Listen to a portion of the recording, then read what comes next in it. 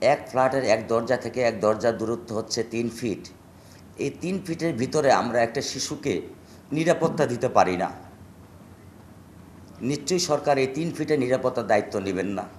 সেখানে আমাদের পরিবার, এক পরিবার থেকে আরেক পরিবারের পারিবারিক সম্পর্ক, পরিচিতি এবং সৌহার্দ্যপূর্ণ সম্পর্ক যদি আমরা তৈরি না করতে পারি, তাহলে এরকম মনে হয় আরও হাজার হাজার রামিসা খণ্ড বিখণ্ডিত হয়ে আমাদের রাস্তায় পড়ে থাকবে, আর এই নরপিশাচরা তাকে খণ্ড বিখণ্ডিত করবে।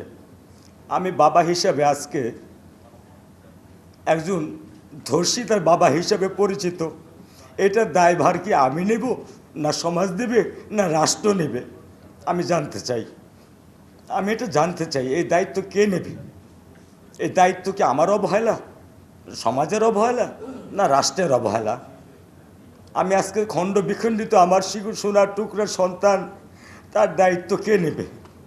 আমি কি তার জন্য দায়ী, না কে দায়ী?